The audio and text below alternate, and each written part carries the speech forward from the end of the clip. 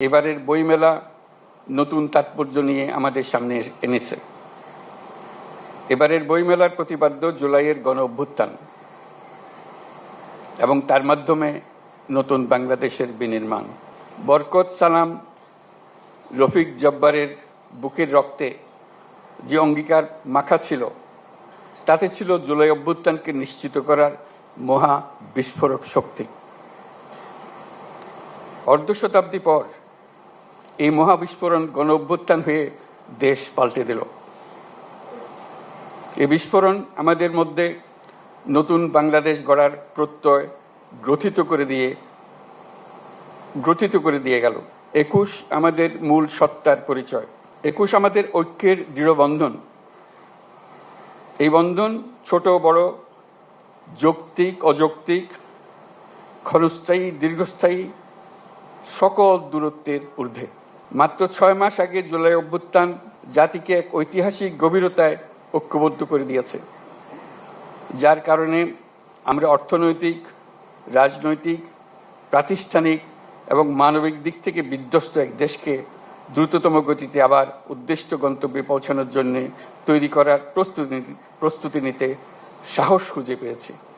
২১-এর টান বয়সের ঊর্ধ্বে, প্রজন্মের ঊর্ধ্বে। ২১-এর টান প্রজন্ম বিস্তৃত হয়েছে, শুধু তাই নয়, এই টান গভীরতর হয়েছে, আমাদেরকে দুঃসাহসী করেছে। ছাত্র জনতার অভ্যুত্থান তারই জ্বলন্ত প্রমাণ।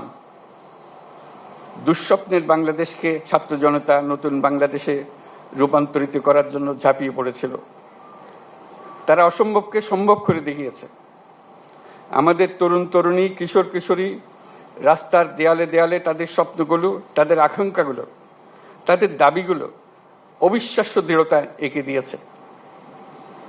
আমাদের রাস্তার দেয়াল এখন ঐতিহাসিক দলিলে রূপান্তরিত হয়ে গেছে। এগুলির স্থান এখন আমাদের বুকের মধ্যে এবং জাদুঘরে হওয়া ছাড়া আর কোনো বিকল্প নেই। আমি অভিনন্দন জানাচ্ছি বইমেলার উদ্যোক্তাদের। তারা এই দেয়াল চিত্রগুলো মেলায় আসা এবং যাওয়ার পথে সুন্দরভাবে উপস্থাপন করেছেন। বাংলা একাডেমি আয়োজিত বইমেলা আমাদের জাতীয় জীবনের এক অবিচ্ছেদ্য অংশে পরিণত হয়েছে। ক্রমে ক্রমে এর গুণগত আয়োজনগত বিবর্তন হতেই থাকবে। বইমেলায় হাজির করার জন্য লেখক লেখিকারা সারা বছর প্রস্তুতি নিতে থাকেন যথাসময়ে নিজ নিজ বই সমাপ্ত করার জন্য। প্রকাশকরা অনেক আয়োজন করেন নিজেদের বইগুলো যথাসময়ে হাজির করার জন্য, গুণগত প্রতিযোগিতা সৃষ্টি করার জন্য এবং আগ্রহ বাড়ানোর জন্য। প্রতি বছর বিষয়ভিত্তিক সেরা লেখক স্বীকৃতির আয়োজন করলে লেখকরা এই স্বীকৃতি পাওয়ার জন্য এবং সেরা লেখকরা সেরা প্রকাশক পাওয়ার জন্য অনেক সহায়ক হবে। আমি এই প্রস্তাব দিচ্ছি। আমরা যদি ২১-এর ভাষা আন্দোলনকে আরো গভীরতর প্রেক্ষিতে স্বাধিকার আন্দোলন হিসেবেও দেখি, তাহলে অমর ২১-এর গণ্ডি বৃহত্তর হয়ে দাঁড়ায়।